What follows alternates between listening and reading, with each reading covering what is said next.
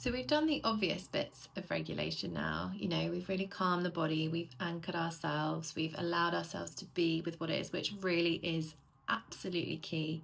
But something that can keep us dysregulated is limiting beliefs. It's those beliefs that are so subtle and so automatic, so part of our being, that we don't often even know that they're there. But if you're feeling tension around something that you want to do, and you're finding that you are in those habits of not doing the things you know that are good for you, or people pleasing the people who you don't want to be people pleasing. Hopefully, you're not trying to please anyone over yourself ultimately, but those people who are a little bit more triggering, I'm sure we all have those in our lives.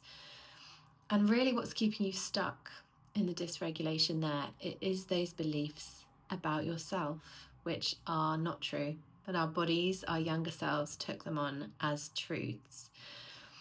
And the way that we can do this, the way that we can change this, is to go into our subconscious.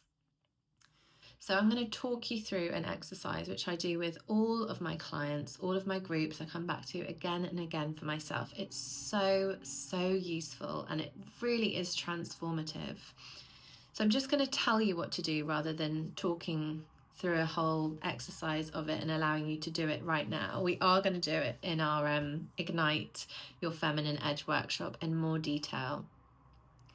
But what you do is you find the feeling. So say you're planning a launch or you're speaking on stage, and there is a visceral feeling within you that is really uncomfortable, that makes you just want to run away, that is making you stressed, that is putting you in survival mode, essentially.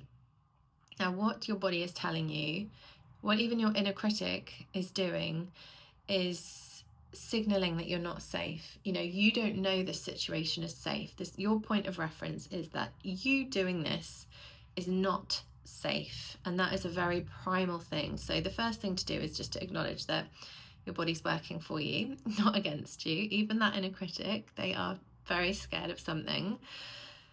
But you're an adult, you're a wise person, you're someone who's got ambition. You can break it, and you can bring yourself into the present of what you want to believe with that belief.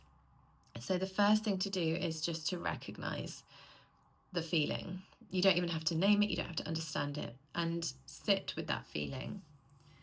So you can sit in meditation, you can use breath work. Just sit, give yourself some space where you're not going to be disturbed, and just go into it. Really prioritize doing this. And then I want you to go into your earliest memory of that happening, of really seeing yourself in your youngest version of this feeling. And it might have been something that's been with you for a long time. It might be something that actually there's a slightly older memory that's very strong. That's fine. We're not trying to do this perfectly. We're just trying to allow the body to access the subconscious. So then allow yourself to experience what happened then, allow your body to start to process it, and then name that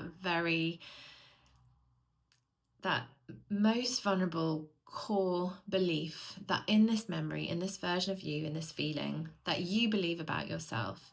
So the three most common things that come up are: I'm not enough, I'm invisible, or I'm alone. So it may be one of those, or it may be something completely different, but try and get as succinct as you can in naming what that belief is. And from there, we then name what that means for others. So it might be, I'm not enough, others don't value me. So you name what it means for you, what that means in relation to others, and then what that means for you in relation to the world, your fate in this life. So it might be, I'm not enough, others don't value me, and I will never be a success. So if we're talking about being on stage or launching a course, then you can see how those two are going to be connected. So then I would invite you to sit with that feeling, sit with that version of you, imagine yourself giving her a hug, and then tell her the truth. You are enough, others love you, you have so much opportunity in this world, and you can do whatever you want. And just allow yourself to feel, to be with her, and don't expect it to lift straight away. It does take practice, and actually the first way to break through this is awareness.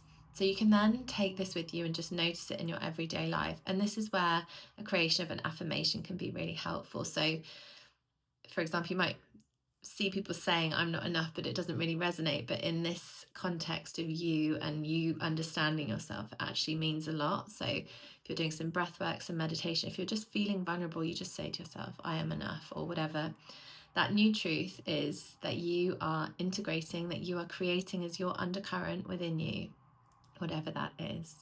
So I'd love to hear how you find this, what your experience of that limiting belief in you is, and what that new truth is, more importantly.